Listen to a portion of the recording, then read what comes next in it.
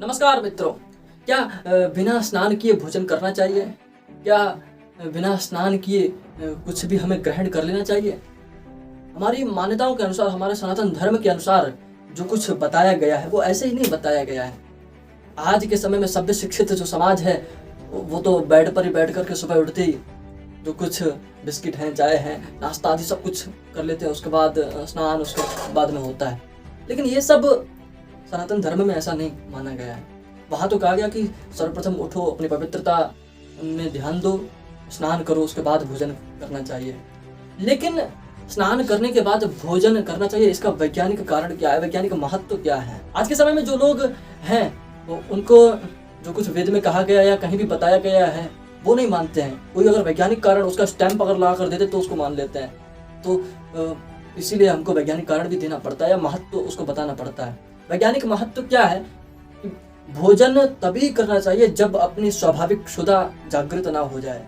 विज्ञान उस बात को इस प्रकार से हमें समझाता है कि जो हम अगर स्नान कर लेते हैं तो उसके बाद हमारे अंदर एक नई स्फूर्ति जागृत होती है, जिसमें स्वाभाविक क्षुधा अर्थात भूख जो वो भी जागृत होती है, जिससे स्नान करने के बाद हम जब भोजन करते हैं तो उसका जो भोजन का जो रस होता है वो हमारे शरीर के लिए पुष्टिवर्धक हो जाता है।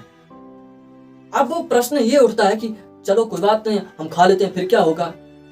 ना हमें नहीं चाहिए, पुष्टिवर्धक नहीं चाहिए, हम ऐसे ही खाएंगे तो क्या हो जाएगा?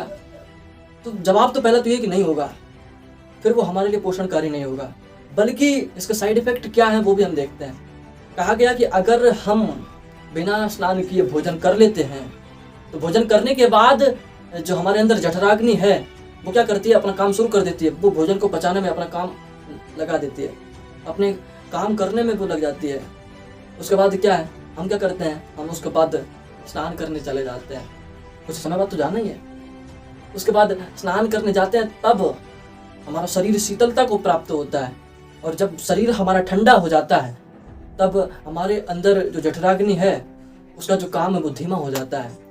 आंत्रशोथ जो है, आंतड़ियाँ जिसे कहो तो आंतें, वो कमज़ोर हो जाती हैं। भोजन को पचाने में इतनी शक्ति उनमें नहीं रहती है, तो जिससे भोजन अच्छी तरीके से पच नहीं पाता है, जिससे अंदर रोग हो जाया करते हैं, जिसे कब्ज कहो, मलत्याग करने में बड़ी कठिनता होती है।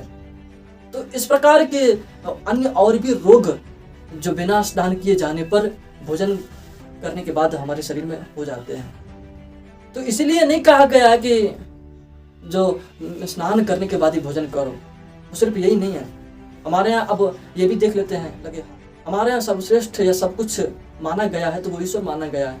और प्रातः उठने के बाद हमारा सर्वप्रथम कर्म होता है कि ईश्वर का ध्यान, उसके बाद हम अन्य कर्म करेंगे।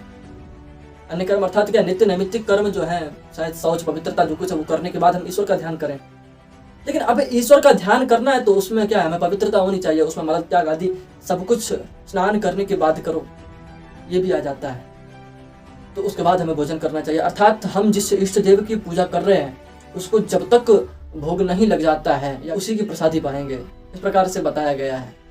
तो ये तो हुआ सनातन धर्म, और एक तरफ वैज्ञानिक महत्व है। तो मैं ये समझाना चाहता हूँ कि कोई भी बात सनातन धर्म में बताई गई है, जब कुछ भी बताया गया हो वो सिर्फ ऐसे ही नहीं बताई गई है, वो कोई ना कोई उसमें कारण होता है, जैसा कि बिना स्नान किए भोजन करने का।